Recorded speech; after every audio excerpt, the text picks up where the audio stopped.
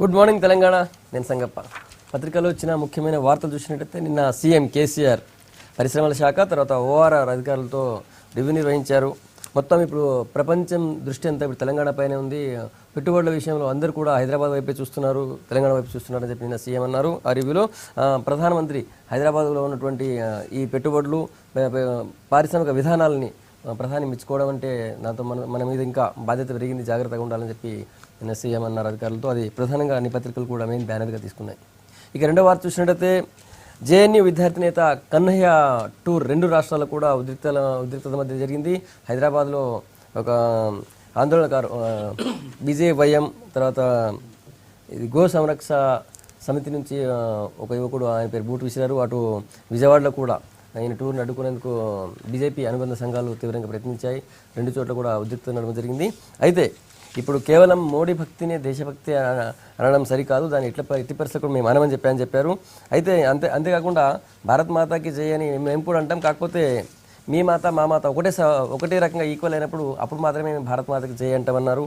ఆ తర్వాత ఇప్పుడు ప్రభుత్వాన్ని ప్రశ్నించడం అంటే దేశద్రోహం కాదని చెప్పి కూడా కన్నయ్య అన్నారు. ఇవి ప్రధానంగా ఉన్నటువంటి అంశాలు. ఈ అంశాలపై చర్చించేందుకు స్టూడియోలో కాంగ్రెస్ నుంచి అధికార ప్రతినిధి కైలాస్ నేత, తర్వాత బీజేపీ నుంచి స్టేట్ సెక్రటరీ కాసం వెంకటేశ్వర్లు మనతో ఉన్నారు. వెంకటేశ్వర గారు, ఒక యూనివర్సిటీకి సంబంధించినటువంటి ఒక విద్యార్థి దేశంలో ఎక్కడైనా తిరగచ్చు, జే యూనివర్సిటీకి అనుకోవచ్చు, ఎక్కడైనా మాట్లాడవచ్చు. ఎందుకు 2 చోట్ల కూడా మీ పార్టీ అనుబంధ సంఘాలకు సంబంధించిన యువకులు అడ్డుకునే ప్రయత్నం చేశారు? దాడి ఎందుకు చేశారు? దాడి చేసింది బీజేపీ కార్యకర్తలు కాదు. మొదట దాని నిరసన తెలిపింది మాత్రం భారతీయ జనతా పార్టీ కార్యకర్తలు, యువమోర్చా కార్యకర్తలు. అది ఇక్కడ ఆలోచన చేయాల్సినటువంటి అంశం ఏంటంటే, మొట్టమొదటి కన్నయ్య కుమారు సెడేషన్ అంటే దేశద్రోహం కేసు కింద బుక్ అయ్యి బెయిల్ మీద ఉన్నటువంటి వ్యక్తి. దానికి కూడా ఢిల్లీ హైకోర్టు షరతులతో కూడా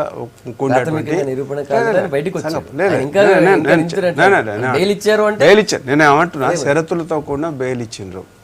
ఆయనని భారత్ మాతకు జై అనొద్దని చెప్పేసి సభ పెట్టడానికి వచ్చిండా, లేకపోతే ఉమర్ ఖలీదు అతను దేశాన్ని బర్బాద్ చేస్తాం, దీనికి మళ్ళీ కొనసాగింపుగా విజయవాడకు హైదరాబాద్కు వచ్చేసి టూర్ చేస్తున్నాడా? దీన్ని స్పష్టం చేయాల్సినటువంటి అవసరం ఉంది. దేశద్రోహం కేసు బనాయించిందంటే, కేసు పెట్టిందంటే చట్టానికి అతీతంగా కేసు ఏం పెట్టలేదు. చట్టంలో ఉన్నటువంటి సెక్షన్స్ని ఉపయోగించే దేశద్రోహం కేసు పెట్టిండ్రు. తర్వాత ఆ కోర్టు కూడా షరతులతో కూడినటువంటి బెయిల్ ఇచ్చింది. ఇవన్నిటిని పక్కకు పెట్టేసి ఇవాళ ఇక్కడికి వచ్చేసి విజయవాడకు వచ్చి కూడా ఆయన మాట్లాడింది ఏంది? భారత మాతకి జై మేము అనవు. ఎందుకు అనవు? ఈ దేశంలో అస్తిత్వం నీకు లేదా? ఇప్పుడు ఈరోజు నువ్వు మీ నాయన మీ అమ్మ పెడితే డబ్బులు పెడితే చదువుకుంటున్నావా నువ్వు? జేఎన్యూ లేకపోతే మా ఎవరిదన్నా ఒక్కరి సొత్తు. అది దేశవ్యాప్తంగా ప్రజల యొక్క సొమ్ము. ఆ ప్రజల సొమ్ము ప్రభుత్వాల ద్వారా వచ్చేసి మీరు చదువుకుంటా ఉన్నారు. అదే తప్ప నేనేదో చేస్తా ఉన్నా, భారత్ మాతకి జై అన్నాను, భారత్ మాతకి జై అన్నారు కాబట్టి భారత్ మాతకి జై నా పీక మీద పెట్టినా కూడా నేను అనను అన్నాడు. ఎవరు? మన హైదరాబాద్ ఎంపీ. ఆయన విషయం కేసు పెడతారా? ఖచ్చితంగా కేసు పెడతారా? సందర్భం వచ్చినప్పుడు ఏదైనా చేస్తారు. చాలా చోట్ల పెట్టారు. నేనంటే భారత్ మాత, నేను ఆయన సందర్భం చెప్తా ఉన్నా, కానీ ఈయన మీద ఆల్రెడీ ఏంటంటే దేశాన్ని ముక్కలు చేస్తామనే దాంట్లో ఈయన ఒక పాత్రధారి, సూత్రధారి. అటువంటి సందర్భంలో దేశద్రోహం నిరూపణ ఎవరిది కాదండి. ఇప్పుడే కోర్టుల ఏ కేసు కూడా నిరూపణ కాదు, కానీ పెట్టడం అనేది వాస్తవం కదా. బెయిల్ తీసుకొని వచ్చింది వాస్తవం కదా. ఇటువంటి సందర్భంలో ఆయన ఎందుకోసం, దేనికోసం ఇలా యాత్రలు చేయాల్సినటువంటి అవసరం ఉంది? మీకున్న రోహిత్ వేముల ఆత్మహత్య చేసుకొని 3 months అయిపోయింది. నువ్వు అప్పటి నుంచి జేఎన్యూ అధ్యక్షుడు కదా. ఈ ఇష్యూ కాకముందుకు ఎందుకు రాలేదు హైదరాబాద్ సెంట్రల్ యూనివర్సిటీకి? నువ్వు ఇష్యూ అయ్యి ఏదో రాజకీయ లబ్ధి కోసం ఇవాళ కొన్ని వామపక్ష పార్టీలు కొంతమంది కలిసి దీన్ని ఒక కుట్రపూరితంగా ఇక్కడ తీసుకొస్తా ఉన్నారు. రెండో విషయము, ఆయన జేఎన్యూ నుంచి ఇక హైదరాబాద్కు రావడానికి కోసం ప్రయత్నం చేసిండు. అదే రకంగా విజయవాడకు రావడానికి కోసం ప్రయత్నం చేసిండు. ఆయన ఒక వామపక్ష పార్టీ కార్యకర్త, అనుబంధ సంఘం కాదు, వామపక్ష పార్టీ సిపిఐకి సంబంధించినటువంటి డైరెక్ట్ కార్యకర్త. ఆయన రాహుల్ గాంధీ దగ్గర పోయి మీటింగ్ కావాల్సినటువంటి సందర్భం ఏమున్నది? ఇదంతా రాజకీయ కోణంలో చూస్తా ఉన్నారు. నేనేమంటున్నాడు, విద్యార్థుల కోణంలో చూస్తలేరు. ఏదైతే రాజకీయాలు వద్దు, రాజకీయ నాయకులు మా పట్ల ఆలోచన చేయొద్దు, క్యాంపసెస్లో రాజకీయాలు వద్దు అని చెప్పుకుంటేనే ఇవాళ రాజకీయాలు మొత్తం తీసుకొచ్చేసి చుట్టేసేటువంటి ప్రయత్నం చేస్తూ ఉన్నారు. అందుకోసం మేము ఏమంటున్నాం అంటే, ఏ కోణంలో ఆలోచన చేయాలనో అదే కోణంలో ఆలోచన చేయాలి. రాజకీయ కోణంలో ఆలోచన చేస్తున్నా, మేము కూడా రాజకీయ కోణంలో ఆలోచన చేస్తాం. లేదు విద్యార్థుల కోణంలో ఆలోచన చేస్తామరా, మేము అదే రకంగా ఆలోచన చేస్తాం. అంతే తప్ప మీ ఇష్టం వచ్చినట్టు ఈ దేశాన్ని బర్బాద్ చేస్తామని, ఈ దేశాన్ని ముక్కలు చేస్తామని, ఈ జమ్మూ కాశ్మీర్కు ప్రత్యేక హోదా కాదు జిహాదు వాళ్ళని సమర్థిస్తామని చెప్పేసి, ఈశాన్య రాష్ట్రాలు కూడా ఎక్కడికక్కడ విడిపోవాలని చెప్పేసి ఏదైతే సమూహంగా మాట్లాడుతున్నదో ఆ సమూహంలో నువ్వు ఉండి మాట్లాడి ఈరోజు దేశాన్ని బర్బాద్ చేస్తాన్న స్లోగన్ని ఈరోజు విజయవాడకు తీసుకొస్తున్నావా, హైదరాబాద్ తీసుకొస్తున్నావా? దీని విషయం పైన సమాధానం చెప్పాలి. దాన్ని సిపిఐ పార్టీ డైరెక్ట్గా సమర్థిస్తున్నదా? దీన్ని కూడా ఆలోచన చేయాలి. ఎందుకంటే రోహిత్ వేముల ఆత్మహత్య మేమందరం ఖండిస్తున్నాం. అతను ఎందుకు చనిపోయినాడు, మూలాలు మొత్తం బయటికి రావాలని చెప్పేసి మేము కూడా ఆలోచన చేస్తూ ఉన్నాం. మేము కూడా అందుకని ఏకసభ్య కమిషన్ గవర్నమెంట్ ఆఫ్ ఇండియా నుంచి చేయించినాం. దాని రిపోర్ట్ ఇంకా రాలేదు. అదే రకంగా హైకోర్టులో కేసు ఇవన్నీ ఉన్నాయి. అక్కడికి వద్దాం, ఆ చర్చకు వద్దాం. చర్చలో సిపిఐ నుంచి సుధాకర్ గారు వచ్చారు.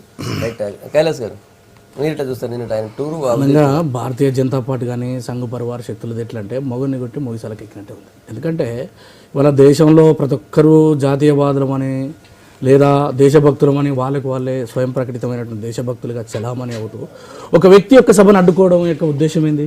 భారత రాజ్యాంగాన్ని మీకు పట్ల గౌరవం లేదా? ప్రజాస్వామ్యం పట్ల మీకు గౌరవం లేదా? కన్నయ్య కుమార్ ఏమన్నాడు, వాళ్ళ నిందారోపణను మీరేసిన తర్వాత ఆయన దేశద్రోహి అయిన తప్ప ప్రభుత్వం ఎక్కడ నిరూపించలేదు. ప్రభుత్వం ఎక్కడ కూడా దానికి సాక్ష్యాలు దానికి సంబంధించినటువంటి లేఖనే బెయిల్ వచ్చింది. దాని తర్వాత తోక ముడిచిన దేశవ్యాప్తంగా రోహిత్ లాంటి యొక్క వివక్షత గురైండు. పాలకుల యొక్క నిర్లక్ష్యం వలన సమాజంలో ఇంకా కొనసాగుతూ ఉంది. 66 సంవత్సరాల తర్వాత దేశం లోపల అంటరాంతనం, వివక్షత ఇంకా అప్పర్ క్యాస్ట్లకు ఓ రకంగా, దళితులకు, బీసీ, ఎస్సీ, ఎస్టీ, మైనార్టీలకు ఓ రకంగా జరుగుతూ ఉంది. సామాజిక న్యాయం కొరకు దేశవ్యాప్తంగా పర్యటన చేస్తా అన్న సందర్భంలో రోహిత్ వేములకు సంబంధించి నేను శ్రద్ధాంజలి ఘటిస్తా అంటే భయం ఎందుకు మీకు? ఏం భారతదేశంలో పర్యటించకూడదా? భారతదేశం నిషేధిత స్థలమా ఎస్సీ అనేది? ఇవాళ దేశవ్యాప్తంగా నరేంద్ర మోడీ గారు పోతా ఉన్నారు. లేదా మీ ప్రభుత్వం వాళ్ళే భారతీయ జనతా పార్టీ దగ్గర సర్టిఫికెట్ తీసుకోవాల్సినటువంటి అవసరం ఉందా? లేదా మీ కాషాయ జెండా పట్టుకుంటేనే ఈ దేశం లోపల తిరగాలని ఏమన్నా రాజ్యాంగం ఏమన్నా చెప్పిందా? ఇవాళ ఎవరైతే హైదరాబాద్లో ఎంఐఎం భారత మాతాకు జై అని చెప్పారు, దమ్ముంటే జైల్లో పెట్టండి. లేదా ఇవాళ అఫ్జల్ గురుకు సమర్థించింది పీడీపీ. పీడీపీతో పొత్తులు ఉన్నది ఎవరండి? వీళ్ళు కాదానండి. ఇవాళ రాజకీయ ప్రయోజనాల కోసం ఒక ఎత్తు, తర్వాత వ్యక్తులు ఎవరైతే ముందుకొచ్చి అంటరానితనం, వివక్షత ఇంకా కొనసాగుతూ ఉంది, ఈ దేశం లోపల నేను పర్యటిస్తా, సామాజిక న్యాయం నా హక్కు అని అన్నాడు తప్ప, నాకు రోహిత్ వేముల ఆదర్శం తప్ప అఫ్జల్ గురు కాదు అని చెప్పిండే.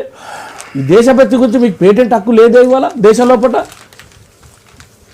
రాజకీయ ప్రయోజనాలు మాత్రమే మీరు ఆశించి మీ సిద్ధాంతం అస్తిత్వానికి ఈ దేశం లోపల ప్రమాదం ఉన్నది. రైట్, కాబట్టే మీరు ముందుకు తీసుకొచ్చి హిందుత్వ ఎజెండా తీసుకొచ్చి గడిచిన 2 సంవత్సరాల భారతీయ జనతా పార్టీ నేతృత్వంలో నరేంద్ర మోడీ ప్రజలకు మేలు చేయలేదు. కాబట్టి ఏం చేయాలి? హిందుత్వ ఎజెండా తీసుకురావాలి. దీనికి ఎస్సీ ఎస్టీ బీసీల మీద దాడి చేయాలి. వికే సింగ్ లాంటి వారు దేశభక్తులు మీ దృష్టిలో. ఎందుకంటే దళితులు కుక్కతో పోల్చారు, తర్వాత గోమాంసం తిన్నట్టు ఒక వ్యక్తిని చంపితే సాక్షాత్తు దేశ ప్రధానమంత్రి మాట్లాడు. ఇది వీళ్ళకు ఉన్నటువంటి అని మనం ఆలోచన పేటెంట్ అవసరం లేదు. రాహుల్ గాంధీ 60 సంవత్సరాల కారణం కాంగ్రెస్ పార్టీ కదా. సర్వదరిద్రాలకు శ్రీనివాస్ గారు వచ్చారు. రైట్, సుధాకర్ గారు చెప్పండి. ఇప్పుడు ముందు మిత్రులు మాట్లాడుతూ ఏంటంటే కొంచెం తెలుసుకుని మాట్లాడితే బాగుంటుంది. మేమేమి ఎవరి భావ ప్రకటనకి వ్యతిరేకం కాదు.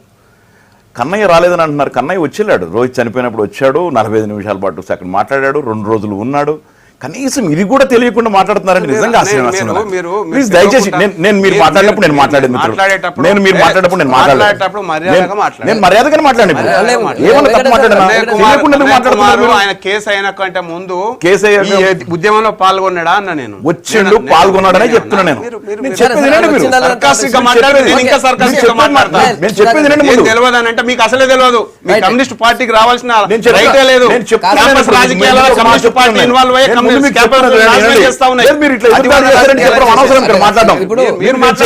మీరు కన్నయ్య రాలేదు అన్నారు, వచ్చాడా లేదా? కన్నయ్య వచ్చాడా రాలేదా?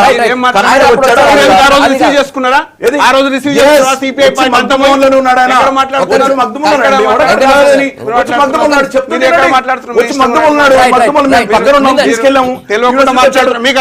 రాజకీయాలు మీకేం తెలుసు? మీకేం తెలుసు అండి? సుధాకర్ గారు నిన్న ఆయన ఎందుకు వచ్చాడు? భారత్ మాతకి జై అనను అని చెప్పడం కోసం, దేశాన్ని ముక్కలు చేస్తామని చెప్పడం కోసం వచ్చాడు అని అన్నారు. ఆ మాట చెప్పండి. నిన్న చాలా నీట్ గా క్లారిఫికేషన్ ఇచ్చాడండి ఆయన. ఎందుకంటే అంత ముందు వచ్చేళ్ళాడు, చనిపోయినప్పుడు ఇక్కడ ఉన్నాడు, 45 నిమిషాల పాటు రికార్డ్ అయి ఉన్నది. అక్కడ కావాలంటే ఉపన్యాసం 2 రోజులు ఉన్నాడు ఇక్కడ. ఇప్పుడు 2వ సంగతి ఇక్కడికి వచ్చింది కూడా దాని క్లియర్గా మేము ఒక యూనివర్సిటీలో ఫస్ట్ ఆయన విడుదలైన తర్వాత మొట్టమొదటిసారిగా రోహిత్ వాళ్ళ అమ్మని కలవాలి అన్నది ఆయనకు ఒక అభిమతం ఉన్నది. దాని మీద యూనివర్సిటీ స్టూడెంట్స్ కంపల్సరీగా రావాలి, మీరు భగత్ సింగ్ చనిపోయిన రోజు ఉరి తీసిన రోజు రావాల్సిందే అని పట్టుబడితే వచ్చారు. దాని ముందు జరిగిన సంఘటనలు మీకు తెలుసు. యూనివర్సిటీలో అప్పారావు నాగమేఘాల మీద అపాయింట్ చేయడం, అక్కడ గొడవలు కావడం, వాళ్ళని అరెస్ట్ చేయడం, 27 మందిని దానికి రిమాండ్ చేయడం. దీనివల్ల అక్కడ నిజానికి లోపలికి రానివ్వడానికి అవకాశాలు లేకపోయినాయి. అక్కడికి వెళ్ళిన తర్వాత అక్కడే బయటనే మాట్లాడు. అంతకుముందే రోహిత్ మదర్ని కలవడం, కలిసేసి అక్కడికి వెళ్ళడం, అక్కడి నుంచి రావడం జరిగింది. నెక్స్ట్ డే మార్నింగ్ ఇక్కడ forum for protection of constitutional rights పేరు మీద ఒకటి ఇక్కడ సెమినార్ కండక్ట్ చేశారు. దాంట్లో మాట్లాడడానికి వచ్చాడు ఆయన. తప్పేమి మాట్లాడాడు, వెళ్ళాడు. దాంట్లో చాలా కేటగారికల్గా చెప్పాడు భారత్ మాతాకి జై అని. నేను అనను కూడా అనలేదు. భారత్ మాతాకి జై అని అనడానికి భారత్ మాత ఎవరు మాకు తెలిసి ఆయన చాలా క్లియర్గా చెప్పాడు. చదువుకుని పుస్తకాలు చెప్పింది భరతపుత్రుడు అంటే ఎవరు? శకుంతలకు పుట్టినవాడు భరతుడు. ఆ భరతుడు దానికి భరతమాత భారతదేశం పెట్టారు. తర్వాత భారత్ మాత ఏది, ఏ కలర్లో ఉంటుంది, ఏ చీర కట్టుకుంటుంది అంటే భారతమాత అంటే బొట్టు పెట్టుకుని కాషాయ బట్టలు పట్టుకుని వెళ్ళాల్సిన అవసరంలా. భరతమాత నల్ల రంగులో ఉంటుంది, తెల్ల రంగులో ఉంటుంది. కాబట్టి అందరు భరతమాతలే, అందరు మదర్ ఇండియా అని అందరికి సంబంధించి చాలా క్లియర్గా చెప్పాడు. అంత తప్పితే దాన్ని ఎవరు అనలేదు. భారతమాత జయ అనడానికి ఎవరు వ్యతిరేకం కాదు. బట్ అందరినీ బలవంతంగా రుద్దటమే తప్పు అని చెప్పి అన్నాడు. ఎందుకంటే భారతమాత క్రిస్టియన్స్కి ఇప్పుడు కప్పలు ఉన్నాయనుకోండి, కప్పలకి దేవుడు ఎట్లా ఉంటాడు? కప్పలాగానే ఉంటాడు. ముసలికి దేవుడు ముసలిలాగానే ఉంటాడు. మనుషులకి ఎవరికి మతానికి సంబంధించిన దేవుడు వాళ్ళలాగానే ఉంటాడు. క్రిస్టియన్ దేవుడు లాగానే భరతమాత కనబడుతుంది. ముస్లిమ్స్కి అలాగే భరతమాత అలాగే కనబడచ్చు. ఎవరి భరతమాత వాళ్ళది. అంతేగాని మా భరతమాతనే, కాషాయంగా పట్టుకున్న భరతమాతనే, బొట్టు పెట్టుకున్న భరతమాతనే మీరు భరతమాత అనాలి అని బలంతో చేయాల్సిన అవసరం లేదు. It's a concept. దాంట్లో ఏది లేదు. ఎందుకంటే తెలుగు తల్లి అని ఉంది, ఇక్కడ తెలంగాణ తల్లి ఉన్నది, పక్కన ఉన్నది. దానిగా చాలా కేటగారికల్గా క్లియర్గా ఇచ్చాడు ఆయన చెప్పడం. రైట్. శ్రీనివాస్ గారు మీరు ఎట్లా చూస్తారు ఈనాటి టూర్లో ఉద్రిక్తత? ఇప్పుడు కన్నయ్య టూర్ అనేది విద్యార్థులైనా ఎవరైనా భారతదేశంలో తిరిగే స్వేచ్ఛ ఉన్నది. మనం దాన్ని తప్పుపట్టడం లేదు. కానీ దానికి చట్టానికి లోబడి, రాజ్యాంగానికి లోబడి మాట్లాడాల్సినటువంటి అవసరం ఉన్నది. దాన్ని కన్నయ్య ఇష్యూగా చూస్తాం తప్ప. కానీ ఈ కన్నయ్య ఇష్యూ, రోహిత్ ఇష్యూ ఇది 2 రాజకీయ పార్టీల వ్యవస్థగా మారిపోయింది. సో 2 రాజకీయ పార్టీలు వాళ్ళ ఉనికి కోసమా లేకుంటే వాళ్ళ అవసర నిమిత్తం మాట్లాడుతుండ్రా మనం తెలుస్తూ ఉంది. కాబట్టి కన్నయ్య ఇష్యూ ఇప్పుడు బీజేపీ, కాంగ్రెస్ ఉండే, ఇప్పుడు కొత్తగానేమో ఇప్పుడు వామపక్షాలు జాయిన్ అయినాయి. సో అవన్నీ ఆధిపత్య పోరులో భాగంగా నడుస్తూ ఉన్నది. సో మేము మా మట్టుకు ఇక్కడ రాష్ట్ర ప్రభుత్వం అయినా, ఇక్కడ పోలీస్ చట్టమైనా, ఎక్కడైనా కానీ చట్టానికి అందరూ అతిథులుగా ఉంటారు. ఎవరైతే చట్టానికి అతీతంగా పనిచేస్తారో ఖచ్చితంగా అదుపు తీసుకుంటారు. లేకుంటే అక్కడ అల్లర్లు అయినప్పుడు కానీ, గొడవలు అయినప్పుడు కానీ, అరెస్టులు కానీ అది చట్టానికి లోబడే ఉంటున్నాయి. కాబట్టి వీళ్ళేమన్నా దగ్గర తీయాలి, వీళ్ళేమన్నా ఎత్తుకోవాల్సినటువంటి అవసరం ఈ రాష్ట్ర ప్రభుత్వానికి లేదు. కాబట్టి కన్నయ్య ఇష్యూగానే చూస్తాం మేము. మాకు ప్రత్యేకత ఏం లేదు. ఇదాన్ని స్పెషల్గా వెంకటేశ్వర గారు, ఇప్పుడు ఎక్కడైనా తిరగవచ్చు, ఎవరు ఎక్కడైనా పోయి మాట్లాడచ్చు. ఒక సెమినార్లో వచ్చి మాట్లాడకూడదా? హైదరాబాద్లో సెమినార్లో మాట్లాడొద్దా? విజయవాడలో వచ్చి మాట్లాడొద్దా? ఎందుకు అంత అడ్డుకుని ఏది చేస్తున్నారు? మాట్లాడొద్దు అనేటువంటి విషయంలో ఎవరికి ఏమి అరమరికలు లేవు. అయితే మాట్లాడినటువంటి సందర్భాలను బట్టి మాట్లాడాల్సినటువంటి అవసరం. రెండు ఇంతకుముందు మిత్రుడు ఒక విషయం చెప్పిండు. అసలు ఈ సర్వ దరిద్రాలకు కారణమైంది 60 సంవత్సరాలకు ఈ కుల వ్యవస్థకు, ఈ సామాజిక వివక్షతకు, దళితుల ఆత్మహత్యలకు, అదే రకంగా రైతుల ఆత్మహత్యలకు కాంగ్రెస్ పార్టీ కారణం కదా. 60 సంవత్సరాలు ఏలినటువంటి కాంగ్రెస్ పార్టీ కారణం కదా. లెంపలేసుకోమనండి కాంగ్రెస్ పార్టీని. మేము ఇదంతా తప్పు చేసినాం, మేము పొరపాటు చేసినాం, ఇటువంటి అన్నిటికీ సర్వ రోగాలకు మేమే కారణం అని చెప్పేసి లెంపలేసుకోమనండి కాంగ్రెస్ పార్టీని. అప్పుడు ఇబ్బంది లేకుండా. అదొకటి. రెండో విషయం, ఓవైసీ విషయం మాట్లాడుతున్నారు. ఓవైసీ తోటి అంటగాగింది ఎవరండి? నిన్నటిదాకా భారతీయ జనతా పార్టీ అంటగాగిందా? ఈ రాష్ట్రంలో కానీ, ఈ దేశంలో కానీ యూపీఏకి సపోర్ట్ చేయలేదండి. ఈ రకంగా మనం ఏంటంటే మాట్లాడేటప్పుడు ఇప్పుడు ఆ రకంగా ఆలోచన చేయాలి. తర్వాత కాంగ్రెస్ ఇప్పుడు ఉన్నటువంటి కన్నయ్యకు సంబంధించినటువంటి అంశం ఇప్పుడు రావాల్సినటువంటి సందర్భం ఏముంది? ఎక్కడికైనా పోవచ్చు, ఎక్కడైనా పోవచ్చు. కేంద్ర ప్రభుత్వం నేను ఎందుకంటున్నాంటే మీరు దాని సెంట్రల్ యూనివర్సిటీకి రావాలనుకుంటున్నాడు. రోహిత్ వేములని అప్పుడే చనిపోయినప్పుడు వెంటనే వాళ్ళ అమ్మని కలిసిపోకూడదా? ఇప్పుడు ఎందుకు కలవాలి? రెండు నేను ఏమంటున్నా, ఇప్పుడు కూడా సెంట్రల్ యూనివర్సిటీలో మాట్లాడుకోమనండి, ఇబ్బంది లేదు. పరిస్థితులు అక్కడ అంతకుముందుకే విధ్వంసం జరిగింది, ఎక్కడికక్కడ అన్రెస్ట్లోకి పోయింది యూనివర్సిటీ. పోలీస్ వ్యవస్థ మొత్తం, పోలీసు వాళ్ళు మొత్తం కూడా కంట్రోల్లోకి తీసుకున్నారు. ఇప్పుడు వచ్చేసి ఇంకా కొంతసేపు అన్రెస్ట్ని క్రియేట్ చేయడానికి ప్రయత్నం చేస్తే క్యాంపసెస్ ఏం కావాలి? క్యాంపస్లో విద్యార్థులు మీరు ఇంకొకటి నేను సంగప్ప గారు మీ విషయం స్పష్టంగా చెప్తా ఉన్నాను 10% ఆఫ్ ది స్టూడెంట్స్ కూడా ఆ ఉద్యమంలో లేరండి 90% of the students general students మాకు అకాడమిక్ క్యారియర్ పోతున్నది మాకు ఇబ్బంది అవుతున్నది మాకు స్కాలర్షిప్ వస్తలేవు అని చెప్పేసి వ్యతిరేకిస్తూ ఉన్నారు. రెండవది నాన్ టీచింగ్ స్టాఫ్ అంతా కూడా చాలా విపరీతమైన ధోరణిలో ప్రవర్తిస్తున్నారు. కొంతమంది విద్యార్థులు వీళ్ళ వైపున చర్యలు తీసుకోవాలని చెప్పేసి ఒకవైపు ఎజిటేషన్ చేస్తూ ఉన్నారు. ఇవన్నీ పక్కకు పెట్టేసి మీరు క్యాంపస్ అన్రెస్ట్లోకి తీసుకొని పోయి మొత్తం క్లాసులు జరగకుండా 3 నెలల నుంచి మధ్యలో ఒక 1 మంత్ నుంచి జరుగుతూ ఉన్నాయి. వెంటనే మీరు ఉద్యమాలు చేసుకోండి, వీసీకి వ్యతిరేకంగా ధర్నాలు చేయండి, కానీ డెమోక్రటిక్ వేలో చేయాలని చెప్పేసి నేను కోరుతా ఉన్నాను. అన్డెమోక్రటిక్ వేలో పోతూ అన్డెమోక్రటిక్ స్లోగన్స్ ఇస్తూ ఈ రాజ్యాంగ పరిధి కట్టుబడి ఉండకుంటున్నటువంటి వ్యక్తులు దేశద్రోహం కింద కేసులు పెట్టినటువంటి ఉమర్ ఖలీద్ లాంటి వాళ్ళందరినీ కలిసి వచ్చేసి క్యాంపస్లో మేము తిరుగుతామని చెప్పేస్తే ఎందుకు ఊకోవాలి? ఈ దేశ అస్తిత్వాన్ని ప్రశ్నిస్తున్నటువంటి వాళ్ళ కోసం అందరికీ మడిగట్టుకొని కూర్చోవాలన్నా, ఏది చెప్తే అది మాట్లాడాలన్నా?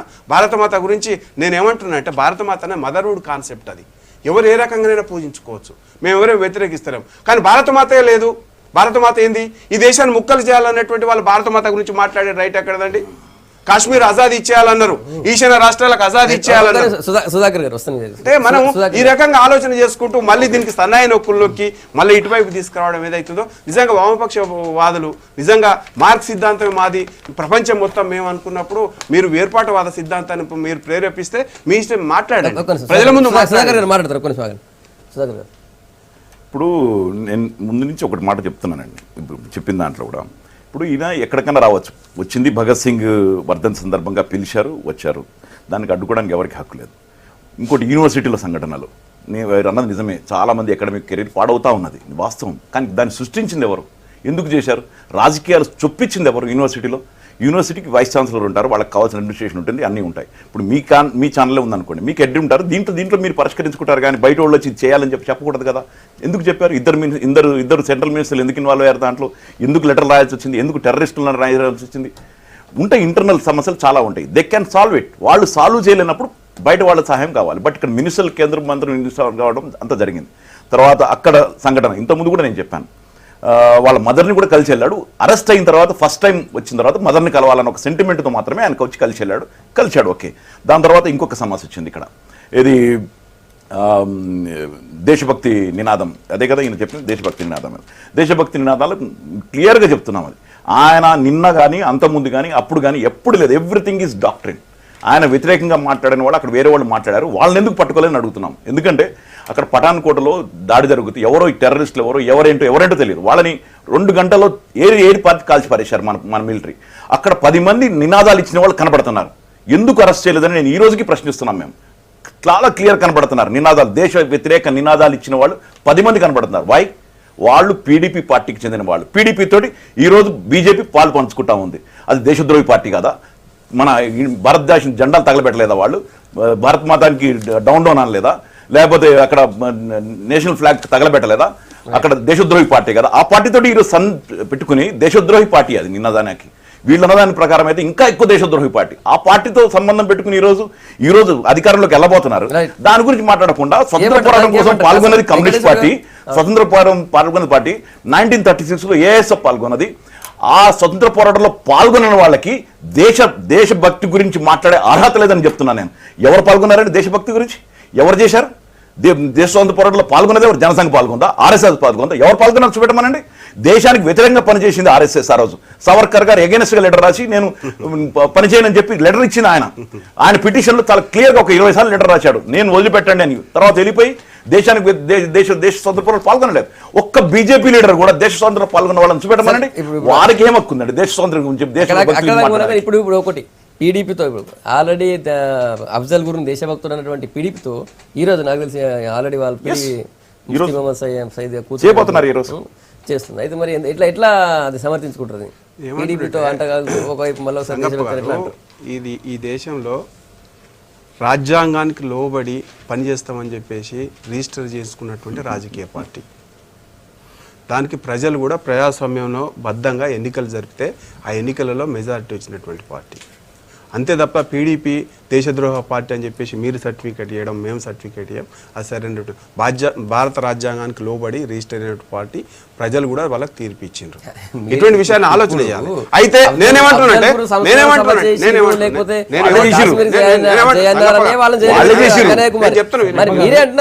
కాశ్మీర్ వేరుపాటువాదాన్ని సమర్థించిందే పీడీపీ ఈ దేశంలో. ఇవాళ నేనేమంటున్నానంటే వీళ్ళని మెయిన్ స్ట్రీమ్ దేశంలో తీసుకురావాలని చెప్పేసి మాకు ఇంటర్నల్ గా మాకు ఉన్నటువంటి ఆలోచన. జమ్మూ కాశ్మీర్లో వేరుపాటవాదాన్ని ఏదైతుందో దీన్ని తగ్గించాలని చెప్పేసి వేరుపాటవాదులతో సపరేట్ ఇండిపెండెంట్ గా పోటీ చేయించి వాళ్ళతో కూడా గవర్నమెంట్ ఏర్పాటు చేయాలి. ఎందుకంటే ఈ దేశంలో అంతర్భాగంగా ఏదైతే ఏర్పాటవాద పెడధోరణులు ఏవైతున్నాయో వాటిని పక్కకు పెట్టడానికి చేసేటువంటి ప్రయత్నంలో భాగంగా చేస్తున్నాం తప్పే దీంట్లో మాకేదో అధికార కాంక్ష, మా సీఎం కాలే ఆడ, మాకు సీఎం కాలే, మేము వాళ్ళని సపోర్ట్ తీసుకొని సీఎం కావాలని చెప్పేసి ఆలోచన చేయలే. ఈ దేశం మెయిన్ స్ట్రీమ్ పాలిటిక్స్లోకి, మెయిన్ స్ట్రీమ్లోకి ఈ దేశంలో తీసుకురావాలనేటువంటి ఆలోచనతో చేస్తున్నాం తప్ప ఏదో స్వార్థంతో చేస్తున్నాం అని చెప్పేసి ఆలోచన మాకు ఎక్కడ కూడా లేదు. ఇప్పుడు సంగప్ప గారు దయ్యం వచ్చి వేదం వల్లిస్తే భారతీయ జనతా పార్టీ సంఘ పరివార్ నుంచో ఈ దేశంలో ఏ ప్రజలు భారతీయులందరూ కూడా మేము పదే పదే చెప్తా ఉన్నాం, దేశభక్తులే, ఈ దేశం కోసం స్వతంత్రం కోసం పనిచేసిన వాళ్ళు, జాతీయ జెండాని ఎగరవేయలేని వారు, జాతీయ జెండాను తగలబెట్టిన వారు మాత్రమే దేశద్రోహులుగా మనం చిత్రీకరించు. ఆర్ఎస్ఎస్ కార్యాలయం ఈనాటి వరకు ఒకనాడన్న భారతీయ జనతా పార్టీ జాతీయ జెండాను ఎగరవేసినారా? మీరు ఇవాళ సర్టిఫికేట్ ఇవ్వాల్సిన అవసరం ఏంది? ఇప్పుడు ఏమంటా ఉన్నారు, రిజిస్టర్ పార్టీ భారతదేశంలో ఎవరు సర్టిఫికేట్ అవసరం లేదా? మీ సర్టిఫికేట్ ఎందుకు అంటున్నా? ఈ దేశంలో అవసరం లేదు. ప్రతి భారతీయుడు ప్రతి నరాన భారతీయత్వాన్ని అందుకుంటారు. కానీ మీ కాషాయకరణ జెండాను, మీ జెండాను తీసుకురావడం. రెండోది, ఇలా కన్నయ్య కుమార్ నిషేధిత వ్యక్తి, కోర్టు ఏమైనా నిషేధించిందా? రావడం వల్ల జరిగేటువంటి నష్టం ఏందో అంటే ఆ భావ స్వేచ్ఛను అడ్డుకున్న వాళ్ళే దేశద్రోహులు. దేశభక్తి అని పదే పదే ఒల్లించుకునే వాళ్ళు దేశద్రోహులు మీరే. ఎందుకంటే ఇవాళ రిజర్వేషన్లకు వ్యతిరేకంగా, మండలి కమిషన్కి వ్యతిరేకంగా పోరాడినటువంటి నాయకత్వం మొత్తం కూడా ఇవాళ ముఖ్యమంత్రులుగా, మంత్రులుగా ఉన్నారు మీ దాంట్లో. ఇవాళ భారతదేశంలో కాంగ్రెస్ పార్టీ ఏం చేసిందంటే ప్రజలందరికీ తెలుసు, ప్రాజెక్టులు చేసినాం, రిజర్వేషన్ చేసినాం, ఈ దేశంలో జరిగిన అభివృద్ధి, అక్షరాస్యత, అన్ని కార్యక్రమాలు కాంగ్రెస్ పార్టీ చేసింది. మీరు చేసింది ఏంది? మందిరాలు కడతామని చెప్పి మసీదులు గులగొట్టాలి, చర్చిలు గులగొట్టాలి, చర్చి ఫాదర్ని చంపాలి. నిన్న సీఎం కేసీఆర్ పరిశ్రమలకు సంబంధించినటువంటి అధికారులతో రివ్యూ చేశారు. మొత్తం ప్రపంచంలో ఉన్న పెట్టుబడిదారులందరూ కూడా హైదరాబాద్ వైపు, తెలంగాణ వైపు చూస్తున్నారు. ప్రధానమంత్రి నరేంద్ర మోడీ కూడా ఇక్కడ ఉన్నటువంటి పారిశ్రామిక విధానాన్ని మెచ్చుకున్నారు. సో దాంతో మనకు బాధ్యత పెరిగిందని అన్నారు. ఒకటి శ్రీనివాస్ గారు, సో నిజంగా పెట్టుబడులు ఇప్పటివరకు పెట్టుబడులు వస్తున్నాయి అంటున్నారు కదా. ఈ పెట్టుబడులు రావడంతో నిజంగానే మన తెలంగాణ రాష్ట్రం, హైదరాబాద్ చుట్టుపక్కల ఎక్కువ వస్తున్నాయి కాబట్టి ఇక్కడ నిరుద్యోగ సమస్య, తర్వాత ఆర్థికంగా కూడా మొత్తం తెలంగాణ రాష్ట్రం ఇంకా మరింత మెరుగుపడే అవకాశం ఏ మేరకు ఉంటుంది? గతానికి ఇప్పటికీ మనం చూసుకుంటే ఇప్పుడు ఐటీలో ఎవరైతే, లేకుంటే ఇండస్ట్రియలిస్ట్ ఎవరైతే పర్మిషన్ తీసుకోవాలనుకున్నారో, గతంలో ఉన్నటువంటి ప్రభుత్వ పాలనలో చాలా రోజులు పట్టేది నాకు తెలిసి. అంటే చెప్పులు అరిగేంత వరకు కూడా తిరిగే పరిస్థితి కనబడేది. అరే ఈ ఆఫీసర్ దగ్గర పోతే ఆఫీస్కి పోమనుడు, ఆఫీస్ పోతే ఈ ఆఫీస్ అంటే ఆఫీసుల చుట్టూ తిరిగే వరకే వాళ్ళకు పుణ్యకాలం గడిచేటువంటి పరిస్థితి. కానీ ఈరోజు ఈ రాష్ట్ర ప్రభుత్వం ఏం చేసిందంటే ఎవరు కూడా తీసుకోకుండా ఆన్లైన్ల పద్ధతిలో పెట్టి మొత్తానికి 15 days లోపల ఆ పర్మిషనే వాళ్ళ చేతికి అందే, కాపీ అందే పరిస్థితికి వెళ్ళేటువంటి ఒక కొత్త పద్ధతిని తీసుకొచ్చినాం. దానివల్ల అనేక లాభాలు ఉంటాయి. ఎందుకంటే మనం డైరెక్ట్ పోయి కొద్ది నెలలు తిరగడం వల్ల దానికి పర్మిషన్ రాకపోవడం ఒక విధానం అయితే, పర్మిషన్ మీ చేతికి వస్తుంది తీసుకుపోమని చెప్పడం అనేది ఒక కొత్త విధానం, కొత్త వరవడు సృష్టించడం. దానివల్ల అనేక లాభాలు జరుగుతున్నాయి. ఇప్పుడు ఇక్కడ చుట్టుపక్కల వచ్చేటువంటి ఇండస్ట్రీస్ కానీ, ఈ ఐటీ పాలసీ కానీ, దీనివల్ల నిరుద్యోగులకు చాలా మేలు జరిగే అవకాశం ఉంది. నిజంగానే మనం అనుకున్నవన్నీ కూడా మన ఐటీ కంపెనీలు కావచ్చు, లేకుంటే ఇండస్ట్రీస్ కావచ్చు రావడం వల్ల నిరుద్యోగులకు పెద్ద మొత్తంలో ఉద్యోగాలు వచ్చే అవకాశం ఈ తెలంగాణ రాష్ట్రానికి, తెలంగాణ నిరుద్యోగులకు ఒక గొప్ప అవకాశంగా మనం గుర్తించాలి. అవన్నిటిని కూడా ప్రధానమంత్రి గారే ఇప్పుడు మొన్న జరిగినటువంటి రివ్యూలో ప్రభుత్వ కార్యదర్శి వీడియో కాన్ఫరెన్స్ రివ్యూలో తనే చెప్పిండు, మొత్తం 29 రాష్ట్రాలలో మీ రాష్ట్రం చాలా గొప్పగా పనిచేస్తూ ఉన్నది.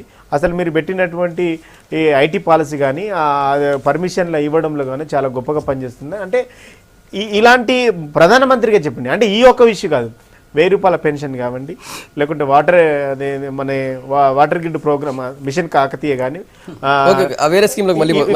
కూడా అంటే దేశానికి ఒక కొత్త ఒరవడి సృష్టించేటువంటి కార్యక్రమం చేస్తా ఉన్నాం. రైట్. సుధాకర్ గారు, పారిశ్రామిక రంగంలో రాష్ట్రం ముందుకు పోతుంది, మొత్తం ఎక్కువగా పెట్టుబడులు ఇటువైపే ఆకర్షిస్తున్నాయి. ఎందుకంటే మన చెన్నై వరదల తర్వాత చెన్నైలో ఉన్నటువంటి ఐటీ కంపెనీలు కూడా అక్కడ నుంచి వెళ్ళిపోతున్నాయి. బహుశా ఇటువైపు వచ్చే అవకాశం ఉంటుంది, వాళ్ళు తప్పించుకోవాలని కూడా నేను సీఎం అన్నారు. ఎట్లా చూస్తారు? డెఫినెట్గా అండి, ఎందుకంటే ఇక్కడ మనకు పారిశ్రామికీకరణ జరగాలి, అభివృద్ధి చెందడానికి డెఫినెట్ దాన్ని ఎవరు వ్యతిరేకించారు. బట్ ఇక్కడ ప్రాబ్లం ఒకటి ఏంటంటే మీరు అన్నట్టుగానే ఒకటి వన్ సింగిల్ ఛానల్లో ఇస్తున్నామని చెప్పి అన్నారు, మొదటి నుంచి చేస్తున్నారు. బట్ దీంట్లో కూడా నేను లాస్ట్ టైం గమనించింది ఏంటంటే కొంచెం కుక్డప్ స్టోరీస్ కనబడుతున్నాయి అక్కడ. కొంతమంది మళ్ళీ వలసవాదులు మళ్ళీ బయట నుంచి వచ్చిన వాళ్ళే ఎక్కువ కంపెనీస్ ఎక్స్పాన్షన్ కానీ తీసుకున్న దాఖలాలు కనబడుతున్నాయి. ఎంతవరకు ఇవ్వగలుగుతారు ఇక్కడ ఎంప్లాయ్మెంట్ అన్నదే మళ్ళీ ఒక క్వశ్చన్ వస్తుంది. ఎందుకంటే మీరు సీఎం గారు మనకి అధికారంలోకి వచ్చే ముందు 2.5 లక్షల మంది టెంపరీ మన ఎవరైతే కాంట్రాక్ట్ ఎంప్లాయీస్ ఉన్నారో వాళ్ళని పర్మనెంట్ చేస్తున్నారు. ఆ వాగ్దానం నిలబెట్టుకోలేకపోయారు ఆయన. వాట్ వీఆర్ ఎక్స్పెక్టింగ్, మాకేమీ ప్రభుత్వం మీద వ్యతిరేకత ఉండదు, చేస్తే మంచిది. ఎందుకంటే ఆల్టర్నేట్స్ కూడా లేవు. డెఫినెట్లీ అందరం బంగారు తెలంగాణ కోసం పనిచేసిన వాళ్ళవే. బట్ 2.5 లక్షల మంది ఈరోజు ఇంకా పాపం కుటుంబాలన్నీ కూడా చాలా బాధలో ఉన్నారు, ఎవరికి పర్మనెంట్ చేయక. అలాగే ఈయన ఇంటికి ఒక ఉద్యోగం ఇస్తానన్నారు, మొన్న ఈ మధ్యలో అన్నారు నేను ఇవాళ నేను అనలేదని చెప్పని అన్నారు ఆయన. Videos it will shows. ఆ ఉద్యోగీకరణ కానీ అది కానీ ఇవన్నీ కూడా కొంచెం ప్రాబ్లమాటిక్ ఉన్నాయి. రేపు పొద్దున వచ్చే ఇండస్ట్రీస్ అన్నిటి కూడా వాళ్ళకి సొంత పరిపత్తి ఉంటుంది వాళ్ళకి. అందుకని ప్రైవేట్ రంగంలో మాకు రిజర్వేషన్స్ కావాలని అడుగుతున్నాం. ప్రైవేట్ రంగంలో రిజర్వేషన్ ఇచ్చారనుకోండి, ఈ ఇండస్ట్రీస్ రావడం వల్ల తెలంగాణ యువతకి డెఫినెట్గా ఉద్యోగాలు దొరుకుతాయి. బట్ అది చేయకుండా ఇది చేస్తే మళ్ళీ బయట నుంచి తీసుకొచ్చి ఎంప్లాయ్మెంట్ చేసుకుని ఇండస్ట్రీకరణ అవుతుంది, కానీ మనకే ఉపయోగపడుతుంది అన్నదే మా బాధ. డెఫినెట్గా ప్రైవేటు వాటిల్లో రిజర్వేషన్స్ ఉండాల్సిందే, ఉంచినప్పుడు మాత్రమే చేస్తే. వెంకటేశ్వర గారు మీరు చూస్తారు? దీంట్లో మా వరకు ఎన్డీఏ నరేంద్ర మోడీ గారు స్పష్టంగా ఏంటంటే గవర్నమెంట్ వచ్చినప్పటి నుంచి ఇదంతా కూడా ఒక ఫెడరల్ సిస్టంలో అందరు ముఖ్యమంత్రులు ఒక టీం ఇండియాగా పనిచేయాలనేటువంటి కాన్సెప్ట్లో ముందుకు పోతా ఉన్నాం. అందులో భాగంగా నీతి ఆయోగ్లో మొత్తం ముఖ్యమంత్రులే మెంబర్గా చేసి వాళ్ళ సలహాలు ఫీడ్బ్యాక్ తీసుకొని ఇవాళ ప్రభుత్వాన్ని నడుపుతా ఉన్నాం. అది మా ప్రభుత్వమా, బీజేపీ ప్రభుత్వమా, లేకపోతే వేరే టీఆర్ఎస్ ప్రభుత్వమా అనేటువంటి తేడాలు లేకుండా ప్రభుత్వాలు ఒక రాష్ట్రం అభివృద్ధి చెందితేనే, అన్ని రాష్ట్రాలు సమగ్రంగా అభివృద్ధి చెందితేనే ఈ దేశం అభివృద్ధి చెందుతుంది. ఏదో ఒక వివక్షణ చూపించినంత మాత్రాన అభివృద్ధి చెందదు. అందరు ప్రజలు కూడా ఆలోచనలు వేరు వచ్చుండవు, సిద్ధాంతాలు వేరు ఉండొచ్చు, కానీ ఒక కాంపరెన్సివ్గా డెవలప్ చేయాలి అనేటువంటి ఒక ఆలోచనతోటి ఎన్డీఏ ఆవిర్భవించింది. ప్రభుత్వం అదే రకం కొనసాగుతుంది. దీనిలో భాగంగానే ఇవాళ టీఆర్ఎస్ పార్టీ, ఇక్కడ టీఆర్ఎస్ ప్రభుత్వం, కేసీఆర్ గారు ముఖ్యంగా ఆలోచన చేస్తున్నటువంటి విధానం ఏదైతుందో సింగిల్ విండో సిస్టమ్ దేశంలో ఎక్కడ లేకుండా పర్మిషన్లు ఇవ్వడం, అనుమతులు ఇవ్వడం, వెంటనే ఇది చేయడం, make in India, startup India అనేటువంటి కార్యక్రమాలకు అనుగుణంగా ఇవాళ వీళ్ళు చేస్తున్నారు. కాబట్టి ఇది ఒక మంచి ప్రోగ్రాం, ముందుకు వెళ్లాల్సినటువంటి అవసరం ఉందని చెప్పేసి కితాబు ఇవ్వడం జరిగింది. రెండో విషయం ఏంటంటే 24 గంటలు దేశవ్యాప్తంగా రాబోయేటువంటి 2019 వరకు మొత్తం దేశవ్యాప్తంగా కరెంట్ ఇవ్వాలనేటువంటి ఆలోచన కూడా టీఆర్ఎస్ పార్టీ ఆలోచన చేస్తూ ఉంది, ప్రభుత్వం ఆలోచన చేస్తూ ఉంది. ఈ రకంగా పరిశ్రమలు ఏర్పాటు చేయాలి, పారిశ్రామికంగా అభివృద్ధి చెందాలి, ఎక్స్పోర్ట్ అంటే ఉత్పాదక రంగాన్ని పెంపొందించాలనేటువంటి ఆలోచనతో ఏదైతే ప్రభుత్వాలు తీసుకుంటున్నాయో మేము ఖచ్చితంగా అన్ని ప్రభుత్వాలని అభినందిస్తాం, సహకారం చేస్తాం, అదే రకంగా సహకరిస్తాం, ముందు పోవడానికి ఆలోచన చేస్తాం అనేది మా ప్రధానమంత్రి, మా ప్రభుత్వం యొక్క ఆలోచన. ఎట్లా చూస్తాను మీరు? అంటే హైదరాబాద్ అనేది మొదటి నుంచి కూడా ఒక గ్లోబల్ సిటీ. ఇది గడిచినటువంటి ఒక 30-40 సంవత్సరాల నుంచి అంతర్జాతీయ నగరాలతో పోటీ పడుతూ గడిచినటువంటి కాంగ్రెస్ ప్రభుత్వం తీసుకున్నటువంటి అనేక నిర్ణయాల వల్ల ఒక ఎయిర్పోర్ట్ తీసుకురావడం, ఫ్లైఓవర్ తీసుకురావడం, వాటర్ తీసుకురావడం, ఐటీకి సంబంధించినటువంటి సెక్టార్ పెరగడం కోసం కొంత చంద్రబాబు నాయుడు యొక్క పాత్ర కూడా మనం తీసేయడానికి వీల్లేదు, సరే రాజకీయంగా ఏ పార్టీ ఉన్నప్పటికీ. అయితే విభజన చట్టంలో ఐటీఆర్ ప్రాజెక్ట్ సంబంధించి మనం ఆ రోజు పెట్టినాం, దాన్ని ఇంప్లిమెంట్ చేసిన బాధ్యత వాళ్ళ భారతీయ జనతా పార్టీ ఉంది. అదే సందర్భంలో ఇవాళ మరి ఎన్ని కోట్లు వచ్చినాయి, దానికి సంబంధించిన ప్రభుత్వం బయటకు విడుదల చేయలేదు, కాగితాల మీద ఉన్నాయా, ఒప్పందాలు జరిగినా ఏందని బయటకు రాష్ట్రం.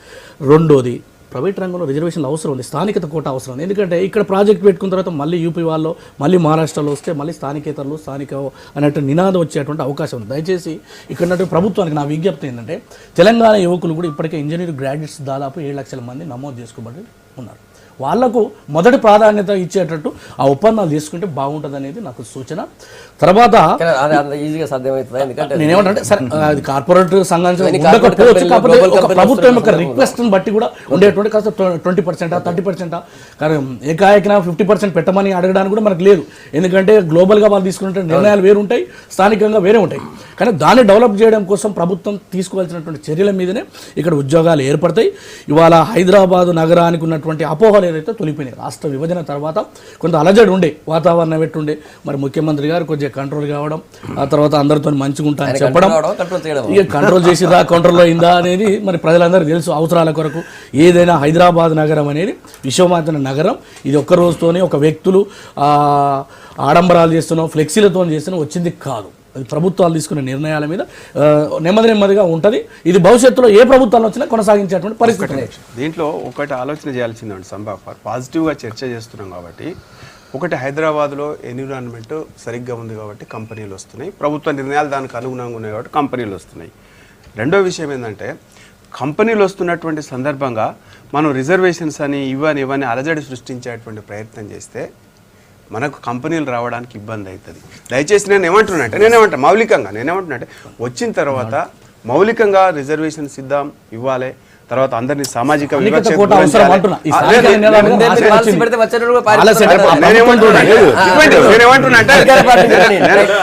ఒక రిక్వెస్ట్ నేను ఇవ్వద్దు అనట్లే. ఇప్పుడు కైలాస్ గారు ఫ్లెక్సీలు కట్టి అడమ్మలు కట్టుకున్న సంస్కృతి మాకంటే కాంగ్రెస్ పార్టీ. అసలు సో కాంగ్రెస్ పార్టీలో మీరు కొత్త, అవన్నిటిని విమర్శించిన దాంట్లో నాతో పాటు మీరొకరు. సో నేను చెప్పేది వినండి. అయితే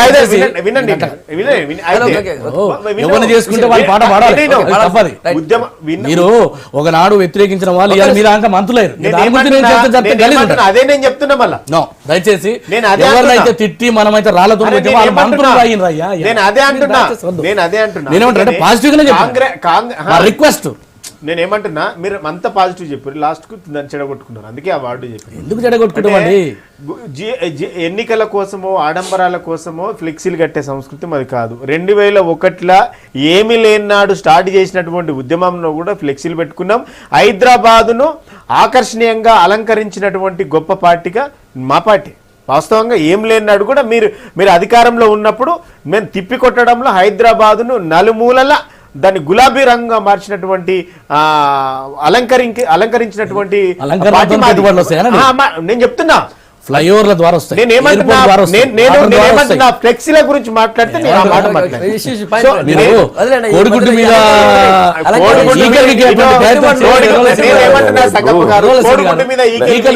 ప్రయత్నం మీరు చేస్తారు. గోదావరి జలాలు కేటీఆర్ గారు గోదావరి జలాలు ఇచ్చి కోడిగుడ్డు మీద ఈకెళ్ళి పీకేది మీరు, విమర్శించాలి కాబట్టి విమర్శిస్తున్నది మీరు, మాట్లాడాలి కాబట్టి మాట్లాడుతున్నది కాబట్టి మీరు, మేము చేసిన ప్రతిదాన్ని కూడా విష ప్రచారంగా చేస్తున్నది మీరు. డెఫినెట్ గా మీరు చేయని అన్ని మేము చేస్తూ ఉన్నాం. దేశమంతా కూడా ప్రధానమంత్రి లాంటి నాయకులు కూడా ఇలా తెలంగాణ ప్రభుత్వం చాలా అద్భుతంగా పనిచేస్తుందని కితాబిచ్చింది ఇలా రాష్ట్ర ప్రభుత్వానికి. ఇలా మేమేం చేయలేకపోయినా మా పార్టీలో మేము 10 సంవత్సరాలు ఉన్నాం. 100 సంవత్సరాల పార్టీ మేము తెలంగాణ ప్రాంతంలో 40 సంవత్సరాల అధికారంలో మేము చేయలేదు అని మీరు సిగ్గుపడాలి కాంగ్రెస్ పార్టీగా. మేము ఏం చేయలేకపోయినామని. కానీ అంతేగాని మేము ఏ కార్యక్రమం మిషన్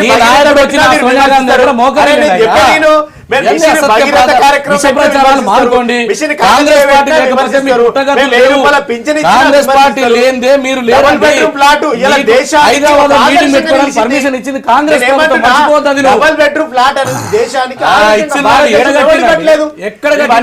బడ్జెట్ తీసుకొచ్చాం ఖర్చు అంటారు. ఏమంటున్నా మీ దగ్గర ఏముంది? 5 రూపాయల మీ ప్రతిపక్ష నేత జానరెడ్డి చాలా అంటే మేము చేసే కార్యక్రమాలు ఇండైరెక్ట్ గా డైరెక్ట్ గా మీ నాయకులు మీ పార్టీ ఒప్పుకుంటా ఉన్నది. కానీ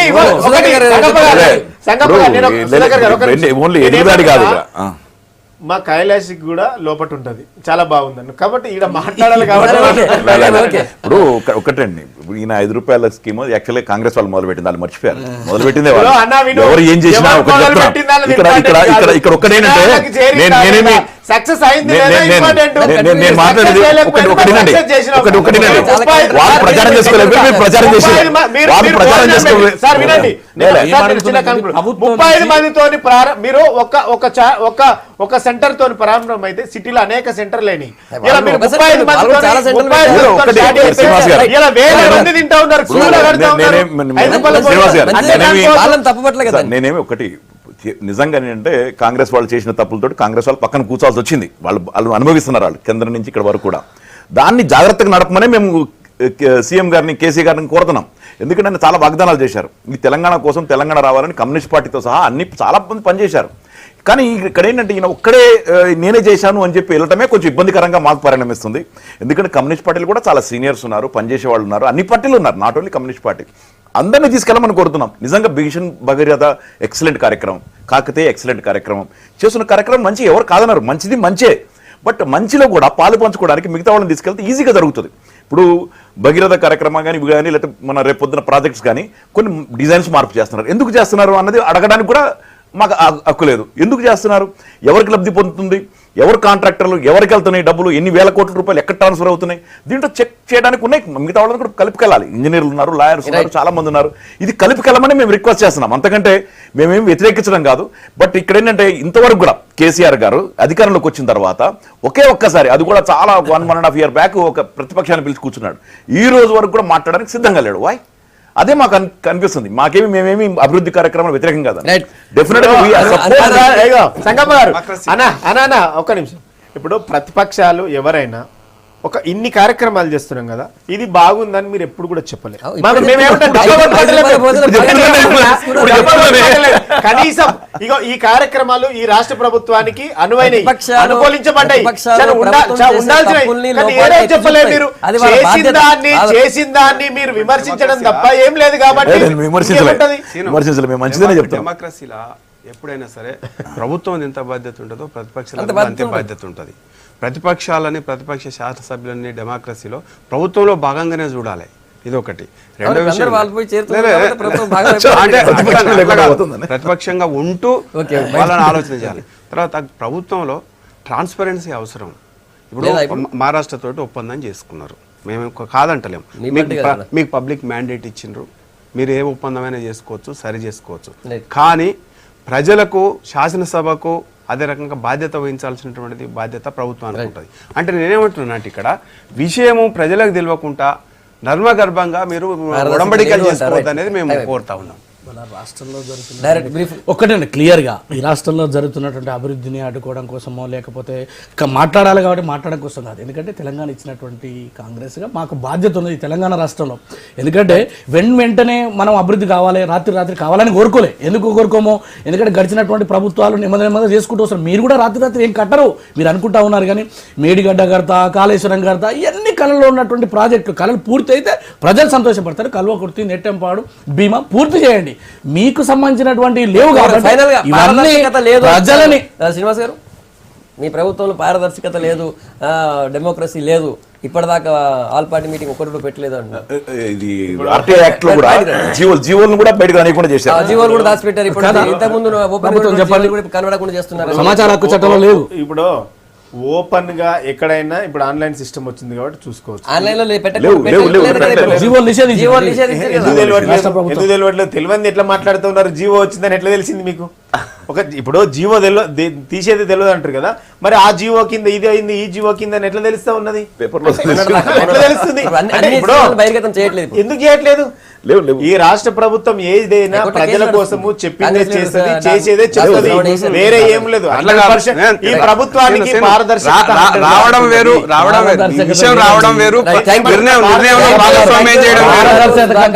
వెంకటేశ్వర్లు గారు, కైలాస నేత గారు, గుడ్ మార్నింగ్ తెలంగాణ. మీ అభిప్రాయాలు చెప్పినందుకు రేపు మార్నింగ్ మళ్ళీ టైం కలుద్దాం. Stay tune.